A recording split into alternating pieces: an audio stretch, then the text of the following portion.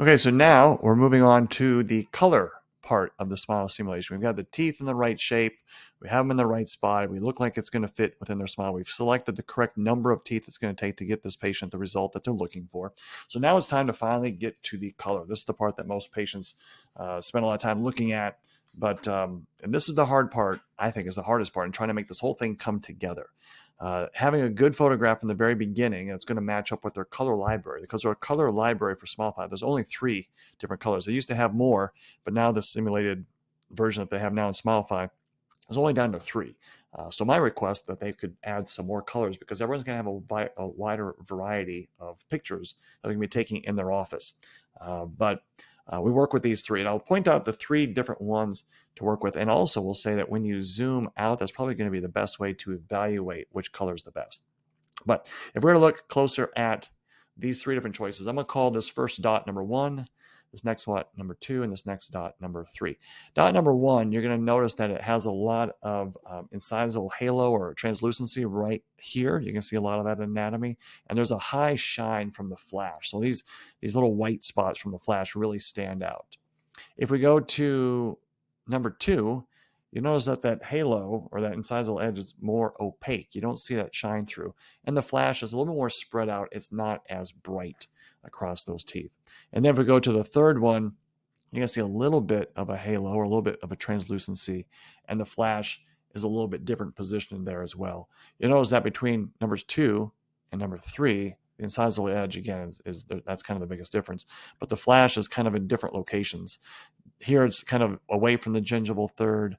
On this one, it's more up by the gingival third. So that's just something to take a look at. When you're not doing the entire arch, you're going to be trying to fit teeth within some natural teeth, that you got to make sure that the flash on the simulation matches with the flashes that you had when you took the picture. Okay, so kind of focus on those. I will tell you that in my experience, patients don't really like that grayness at the incisal, that they really like it to be kind of white and straight. They don't want to see that gray at the edge. I know we know as dentists that's the more natural look, but that may not be the desired look that your patients are looking for. So I usually go with either choice number 2 or choice number 3 for most of my smiles. Okay, now we get down to this bottom one here, warmth and brightness. And what is the difference between the 2? Warmth is going to be, if it's going to have this kind of a cold, kind of a bluish tint to it, or is it going to be this kind of a more yellow, very warm, almost kind of a dingy color? Is it going to be that? So again, we can go to these extremes, cold blue to warm yellow. Okay. When it comes to brightness, is it going to be kind of a grayed out, very kind of translucent look to it? Or is it going to be a very opaque, almost like whiteout paint painted on the teeth? Okay. Most people think, well, I want to have bright teeth and I want them to be, very white. So this, that's super white. That would not look, well, I'll say this. I don't think it blends definitely with her smile. And I don't know if this is what she's ultimately wanting. Maybe she is. Question is can you deliver this clinically? I mean, can you get teeth from the laboratory that are going to be this white? I don't know, work with your lab to see. But although my patients, I know they want straight white teeth, this might be a little bit crazy. So the biggest thing you have to play around with are these 2 tabs and trying to find where's that nice balance, especially trying to get something to blend with the neighboring teeth. And again, I wish they had more smile library pictures to pick from, but you have to try to find something that's going to look well or look good with this case. A lot of times, again, you have to back out to see what is that really going to look like. So that's where I kind of play around with these and kind of decide too cold, too warm, where is it just right? Okay. And then you have to play around with this one as well. There is no perfect combination. It's just kind of playing around with these and tweaking with them until you get something you think looks about right for this patient. Okay.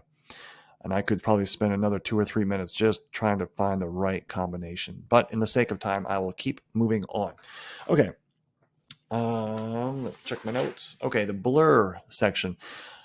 This is good and bad. If you make the teeth more blurry, it kind of gets rid of some of that that fine detail, but sometimes that makes it blend in better.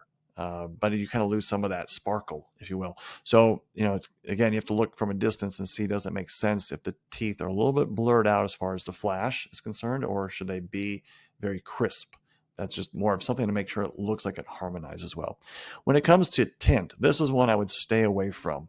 This one, it can get really out of whack really quick. You can make the teeth look green, or you can make them look this kind of reddish, purplish color. That's a tough one to kind of tweak just the right way. As a little pro tip, if the photograph you took was a little bit off and you're having a hard time matching this up, you can click the link button and you can actually change the tint of the actual photograph. And if you can change the tint of the photograph, then you might be able to change the tint of the teeth and have something match up. So that's something you can do. Again, having a very good photo at the beginning, one that harmonizes well with Smilefy's library, will make a big difference. And then lastly, we'll move on to the gums. Most of the time, I like to just have the patient's natural gums shine through because that is reality. However, sometimes when you're looking at gums on a patient, when you're trying to do a smile simulation, I mean, if you take away the opacity completely, or here this will have no effect because I've kind of taken away the simulated gums and I'm just have 100% the patient's real gums. When you look at some of these photos, it doesn't look quite right. And so sometimes you have to add back in the artificial gums in order to make it look more realistic, more pleasing, if you will. So this is where you start playing around with these. Now the problem is that if you make this opaque and you make this saturated, it makes the gums unnaturally looking pink, and in some cases it almost looks like the patient's got gingivitis in a few spots. So this is one that you kind of have to work with from a distance. If you take away the gum saturation, look gray. If you go too much, they look a little bit too red. So you have to just kind of find that sweet spot that looks right. And again, I would do this by looking from a distance. I'd pull back and look right here. Okay, get something that looks like it's going to look right. Okay. All right. Now, if you'll notice, when we were kind of doing that zooming in and out, that the lip position, that was an issue. And I probably have to go back and change it because right here, you can see the underlying tooth is right there. Anyway, I'll fix that later. And lastly, what I have is this thing called, or these two other things, these different shadows. You've got the position shadow. If you take and move that, you notice it has this thing where it kind of makes a shadow beyond here, kind of puts a black shadow right on the insides edges of the teeth. That kind of helps, especially when someone smiled and their lower teeth are kind of in the way. It kind of helps move those out of the way so you can kind of see the smile kind of stand out for what it really is. So that's kind of a little trick to kind of help with the incisal edge, but it also makes sometimes these edges blurry. That's one other feature I wish they would add, would be a way to come in here and blur this junction between the tooth and the gum, because many times in a photograph that is kind of a blurry connection or a joining of those two, that it's not such a sharp contrast as we see in a smile simulation. So many times when we look at smile simulations, they're so crisp and clean up here that they look fake. Now, in order to combat that, Smilefy has added this thing called an upper lip shadow. Right now I have the upper lip shadow turned off. If I turn it on, it's going to cast a shadow from the lower lip as if to try to simulate the idea of the lip casting a shadow onto the gingival part of those teeth. So here it is off. Here it is slowly added back in. And that's how that kind of gets rid of that very kind of fake looking simulated look.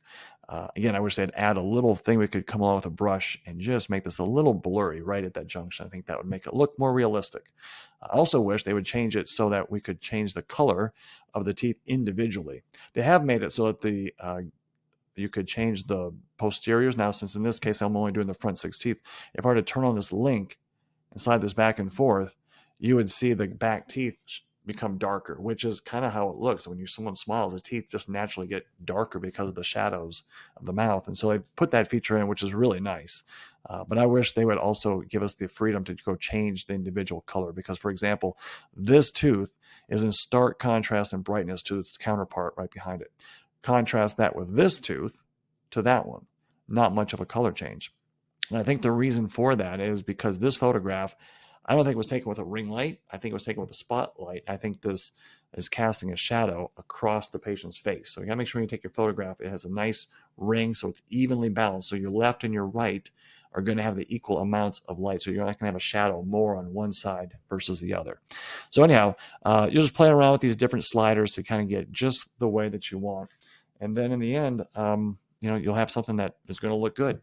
So when we get to this final step, hopefully everything's been done with the smile frame, All your individual tooth positions are right where they should be. We're then going to move on to seeing this look when you compare to the before and the after. They have two different ways you can show a patient or show yourself. You can do the slider, goes back and forth.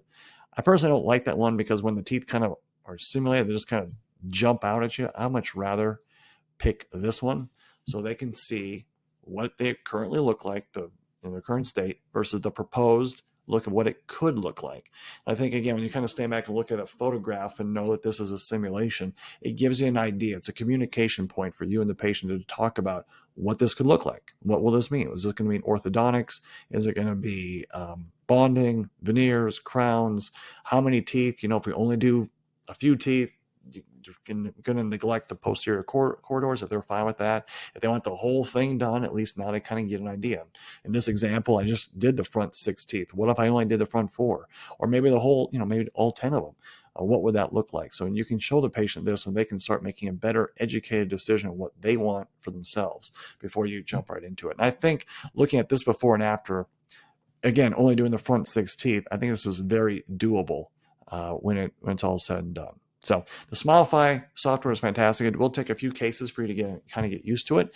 But when you finally get it and you kind of get this down, I think most of these smile simulations can be done in about 5 to 7, 8 minutes, something like that. So a typical amount of time you're going to spend on taking someone, as long as you have a good photograph, load them in. Once they're loaded into your software, about 5, let's say 5 to 10 minutes for you to get a good smile simulation, something you can show a patient and continue the conversation. Hopefully this has been helpful, and I look forward to your comments below. All right, thanks.